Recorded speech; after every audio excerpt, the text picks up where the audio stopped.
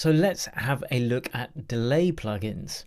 Now, as I said at the end of the last lesson, this is kind of like the little brother to reverb because some of its uses are quite similar. So rather than just talk about delay plugins, let's jump straight in the door. I'll show you how they work, and I'll also show you how they fit into the 4D mixing space and where and why you might want to use them. So delay plugins basically just repeat the signal that goes through it and play it again. An easy way to show you this is with the clap in our loop. Now I've loaded up a simple delay, the Ableton Live one, but I'm going to go through the controls that are in all delay units. So we've got the dry wet knob as we have with many of the other plugins. So just to go through that again quickly, completely dry signal, completely wet signal. So the second knob that you will always have is a feedback knob, and that basically determines how many times the signal repeats and how long it takes to completely die off, much like the reverb plugin. Except rather than a smooth reverberated sound, with delays there's no reverb involved, it's just a repeating of the signal.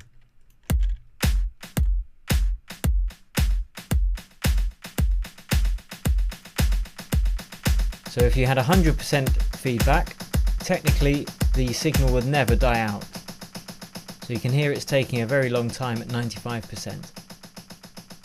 The third control that you will have on every delay plugin is the timing in which it delays. So listen to what happens when we change the different delay times on both the left and the right channel.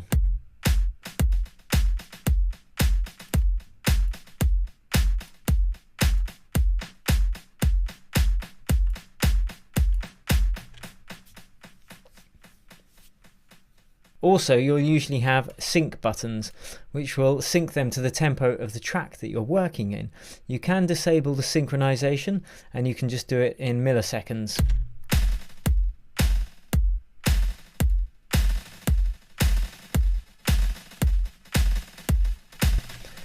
And if you recall, delay actually satisfies 3 of the 4 dimensions in our 4D mixing space.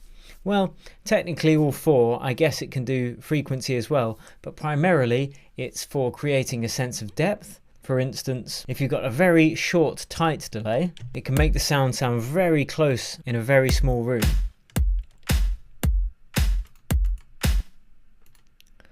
Let's link the left and the right channels together to make the delay the same on both. So whilst delay doesn't control depth in the same way that reverb does, you can actually make the mixing space sound larger by having a delay with a longer feedback and with greater distance in between each delay signal. See, so it sounds like there's an echo in the room. Delay also controls the dimension of time. That's obvious, same with reverb. You know, the longer the tail, the longer it takes to die off, the more time it's taking up in the mix. And again, like with reverb, this can lead to mud problems and cluttering the mix unless you use it correctly and carefully.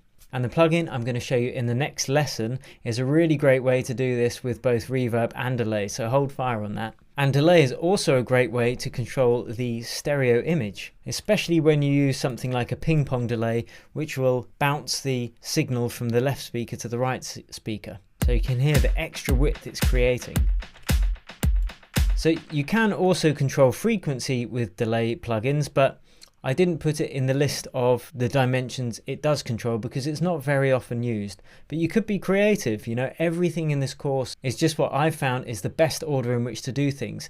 But once you've learned them, you can shake things up a bit. But if and when you get stuck or you get lost, if you revert back to these fundamentals, you're going to be on safe ground. So that's an example of how you could control frequency with a delay signal. But I guess technically you could class that more as sound design rather than mixing. Now some delay units also can add saturation to the delayed signal, which as we looked at saturation a couple of lessons ago, you will know the potential benefits of that. But delay is also one of those great plugins that works very well with a send channel, exactly the same way that reverb does. So you can have one delay set up, or maybe 2 on different channels, and then feed some of the dry signal to that sends channel using the send knob on the mixer. But again, we're going to go through this in depth after we've gone through the plugin stage of the course.